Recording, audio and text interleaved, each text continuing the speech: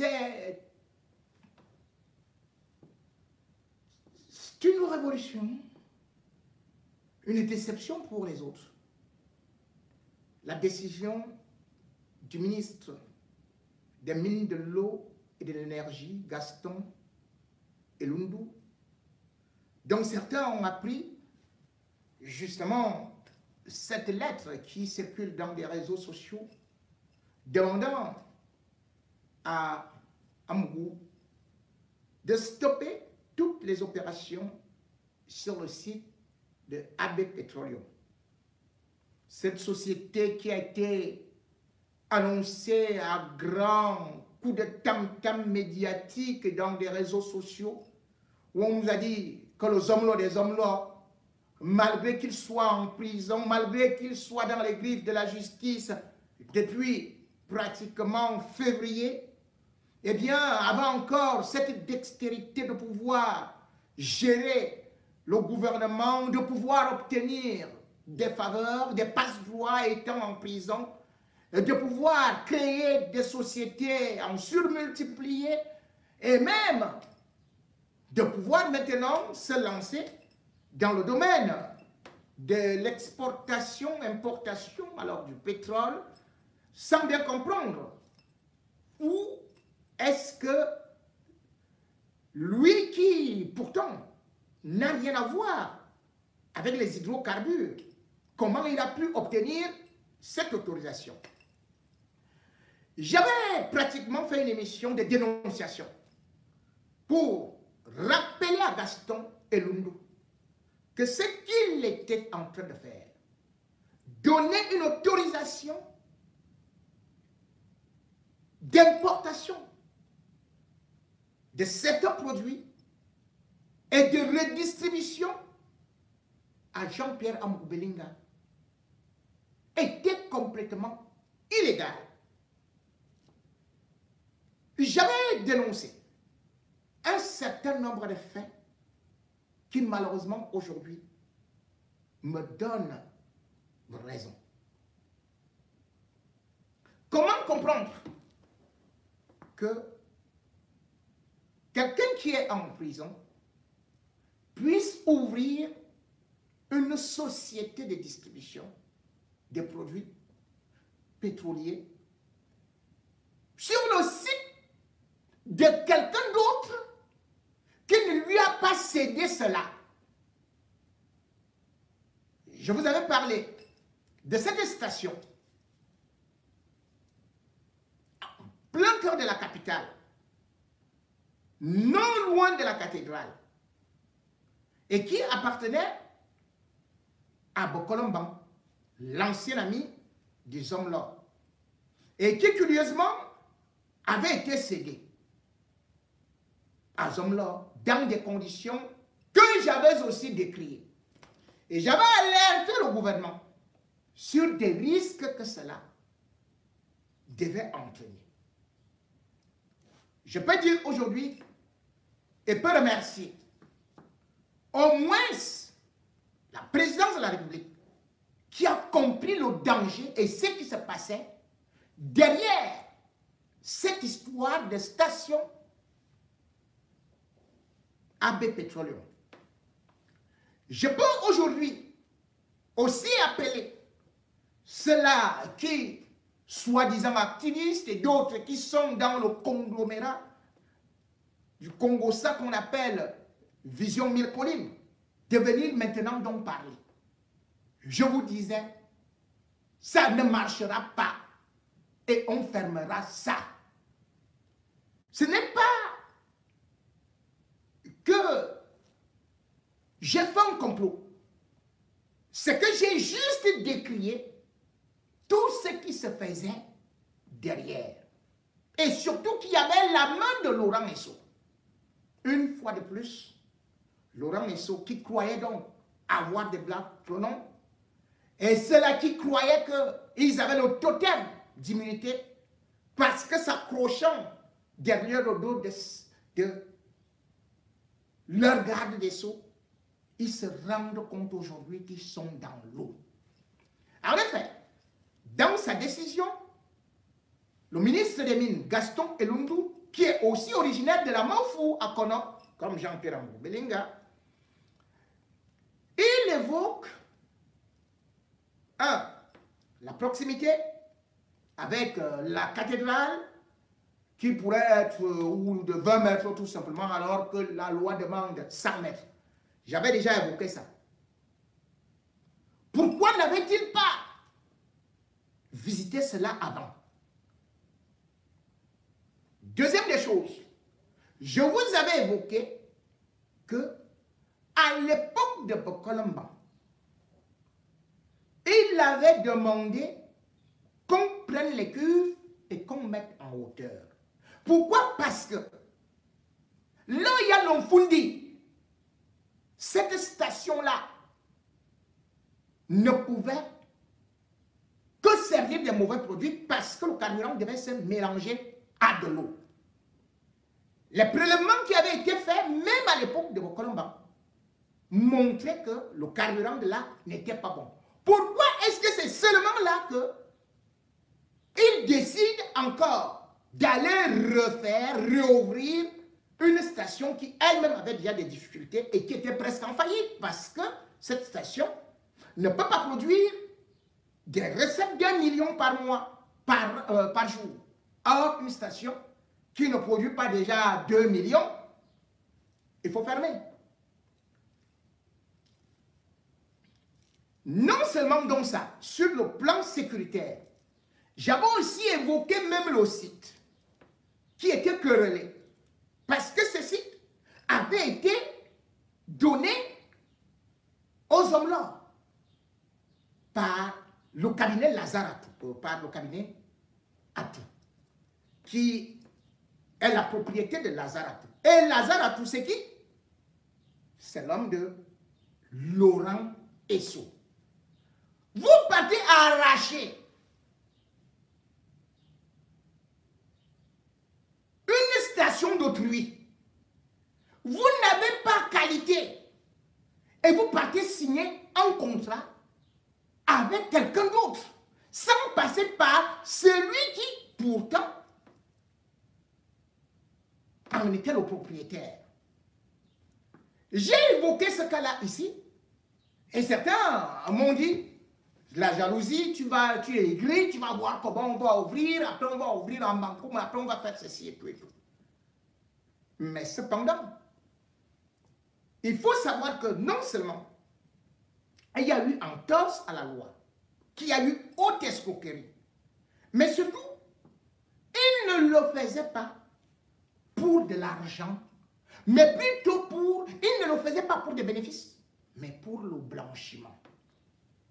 J'ai donné tous les arguments et finalement, après vérification, Bia a constaté que j'avais bel et bien raison.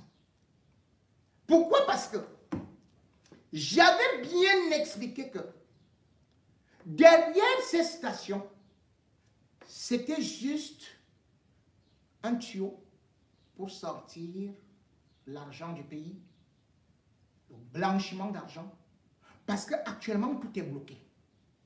Tout est bloqué comment? Cela veut dire que au niveau de la République centrafricaine, où ils faisaient des affaires, les banques sont en faillite, vous ne pouvez plus évacuer même 1 milliard là-bas ou 2 milliards. Ce n'est pas possible.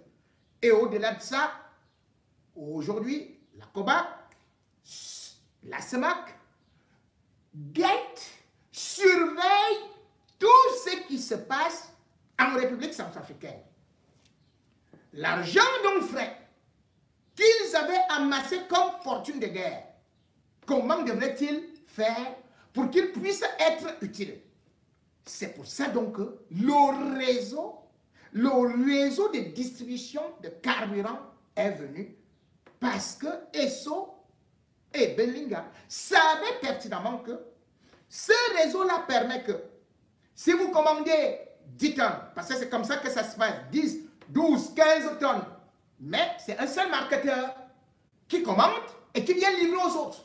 Vous pouvez faire sortir même 10 milliards en disant que c'est pour acheter tel nombre de carburants et tout et tout. Après on manigance là-bas et après on revient.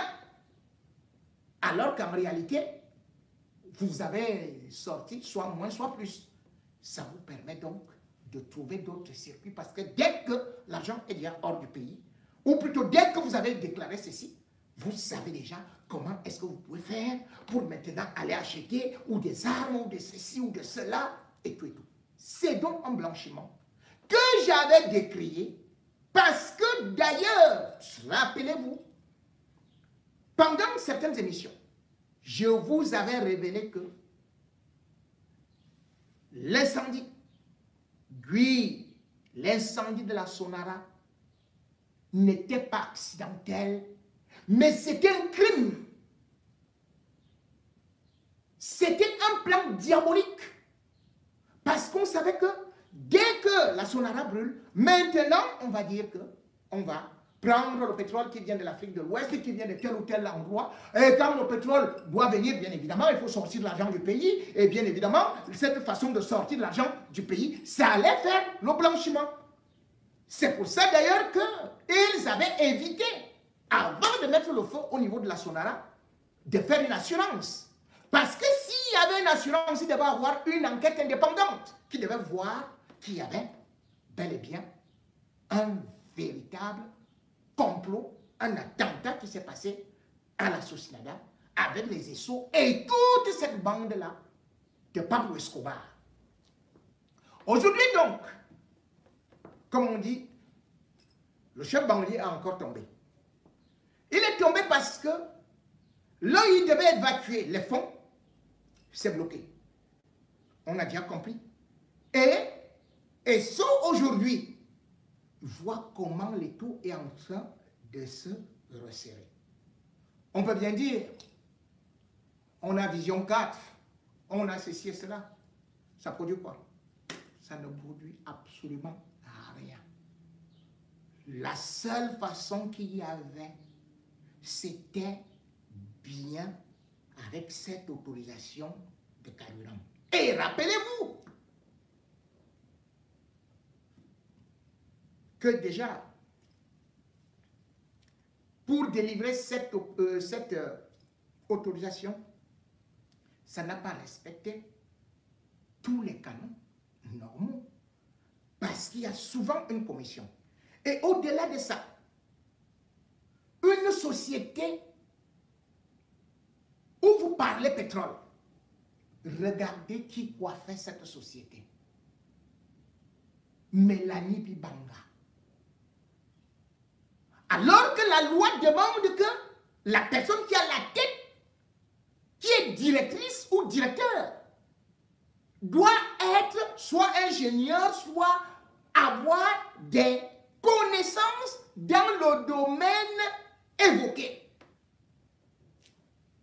On est donc parti prendre une directrice des affaires financières de Vision 4 pour venir jouer le rôle de directrice de AB Petroleum. Elle n'était là que pour jouer les girouettes.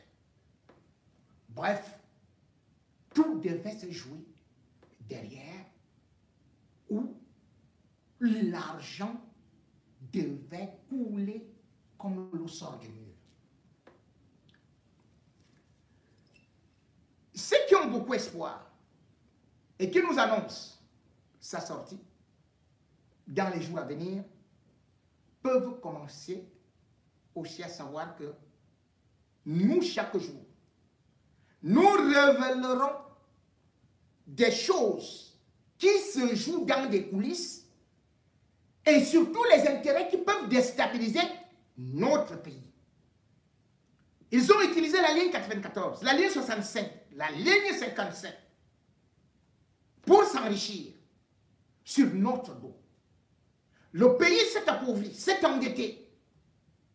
Ils ont joué aux milliardaires. Et quand nous voulons revendiquer, ils disent qu'ils doivent nous assassiner. Mais aujourd'hui, lorsqu'on voit ce qui est en train de se passer, ça veut dire tout simplement que Biya est maintenant conscient que ces gens-là qui lui disaient qu'il l'aime, qu'ils nous détestent, qui sont prêts à mourir pour lui, que ce n'est que nous, qui aimons le pays, c'est nous qu'on montre comme des ennemis. C'est nous les vrais patriotes. Parce que c'est nous qui dénonçons. Parce que c'est nous qui ne sommes pas dans la mangeoire. Qui voyons comment est-ce que les autres pays se développent. C'est nous qui voyons comment ils volent. Et parce que nous sommes peut-être à l'étranger, nous voulons aussi voir notre pays prospérer, avoir l'électricité, avoir de l'eau, et non être seulement dans des combats de tribalisme. Rentrez chez vous. Nous ne voulons plus ça. Aujourd'hui, Biya a compris. Et ceux qui croyaient qu'ils étaient de son côté, ils peuvent déjà commencer à avoir peur. La peur a changé de camp. Vous voyez comment est-ce qu'on est en train de vous déstabiliser? Voilà encore ceux-là qui se disaient intouchables, qui passent maintenant de procès en procès. Et là, voilà notre procès qui est ouvert à Paris, contre toujours Vision 4. Ah, et ça se passe à la 8e chambre correctionnelle de Versailles. La plainte n'est même pas portée au Cameroun. Monsieur Mangane est venu porter plainte ici. Vous savez ce que ça veut dire? Parce qu'en réalité, non seulement vous ne pouvez pas sortir du pays, mais lorsque vous allez arriver ici, si jamais vous réussissez même à passer par l'eau, à passer par le Tchad, en traçant par le Niger, en plongeant dans la mer, dès que vous arrivez là, dans à gauche, dans à droite, on t'identifie, boum, on t'arrête. C'est comme ça. Regardez ce qu'on vous demande déjà seulement comme amende, que vous devez payer. Plus de 100 millions, hein? Plus la prison. Parce que ce que vous vous dites là-bas, vous oubliez que votre chaîne, qui devait servir aussi de blanchiment d'argent, émet en France, est dans le réseau satellite de Canal. Et il y a des lois qui sont régissées d'ici. Et c'est pour ça que vous voyez, quand on parle de certaines choses, il faut être, par exemple, sur l'homosexualité, parce que vous, dès que vous prenez votre plateau, oh, tel autre, l'autre, vous n'avez rien. Et pourtant, ce que vous faites, c'est ce que vous accusez les autres. Parce que vous vivez du chantage. Et c'est ce que votre patron a fait. Même pour s'incruster et être ce qu'il est devenu aujourd'hui. C'est avec la liste du top 50 des homosexuels. Et là, vous êtes parti accuser aussi Mangane et qui a utilisé cela au bon, alors que lui là-bas. Mais comme il sait que vous émettez ici et que ici, les gens sont très allergiques aux propos homophobes, ça risque de vous coûter hyper cher. Il y aura des associations contre vous. Parce que quand vous décidez d'émettre au Cameroun, ou bien de parler seulement aux Camerounais, ce n'est pas comme si vous parliez à d'autres pays où pourtant vous êtes venus vous-même acheter, soi-disant, et les télé-sud, et vous êtes là, vous êtes parti négocier sur le bouquet satellite et tout ça. Vous croyez que ça va vous laisser? C'est une descente aux enfers qui va commencer. Parce qu'avant, vous pouviez faire tout ce que vous vouliez. Mais vous vous rappelez combien de gens vous avez même eu à tuer? Pas seulement physiquement. La période de Manga était empoisonnée. Mais qui l'a achevé? C'était Vision 4. C'était vous. Et c'était la même équipe. Parce que je me souviens, c'était Martial Ona qui avait fabriqué une histoire là, comme vous avez fabriqué pour Maurice Kamto. Que Maurice Kamto, avec Messanga Yamding, vous avez fait qu'il vienne. Vous avez dit que bon, il était avec un petit garçon, bon, petit machin, vous avez dit ça comme ça. La bureau de Mbanga, Martial Ona s'est assis sur votre votre plateau pour dire que voilà quelqu'un qui a violé ses propres filles. Et il a inventé une histoire incroyable pour salir la Pirou de Manga. Et finalement, qu'est-ce qui s'est passé? On a vu la Pirou avec ses soeurs, avec ses filles en pleurs qui étaient à côté de lui pour faire le direct. Mais beaucoup de gens ont pris ça. Parce que c'est ce que vous avez dit. C'est ce que vous avez cherché à démontrer. Comme vous avez cherché aussi à démontrer, pour moi, vous avez inventé même le nom des hôpitaux, que c'était Armand Trousseau. Vous m'avez inventé des maris. Vous avez mis ça dans la tête des gens. Vous faites venir des gens qui sont des tordus mentaux qui n'ont jamais eu de passeport. Quelqu'un qui ne connaît pas ma vie. Il vient s'asseoir et dit que oui, j'ai pas aimé qu'on a des filles qui montrent une seule femme dans sa vie. Alors que c'est vous qui êtes dedans. Maintenant donc, venez. Mangane vous attend, non? Ces avocats sont là. Je crois que c'est un timban. Je sais qu'il a même fait quel rapport là, mais je sais que c'est costaud. Hein, par rapport à ça, mais je vous ai dit, surtout, c'est les associations. Donc, quand vous êtes là maintenant, sachez que vous serez non seulement en train de fuir votre pays, mais vous n'aurez même pas où aller vous réfugier. Nous, au moins, on peut être sûr d'une chose, c'est qu'on peut voyager à travers plusieurs pays, en toute liberté. Vous, aujourd'hui, tout est tombé. AB Petroleum, tombé. Les marchés de finances, là, c'est tombé parce que, attendez, ce qui va arriver. Et maintenant, le gouvernement est en train de calculer. Ils sont en train de visser. Vous allez voir dans des mois, des semaines à venir, on va demander qu'on relance le redressement fiscal, ou plutôt le recouvrement de ce que votre patron n'a jamais payé. Rappelez-vous qu'on lui demandait 30 milliards. Après, c'est allé à 11 milliards. Après, on a dit que maintenant, c'est 1,5 milliard.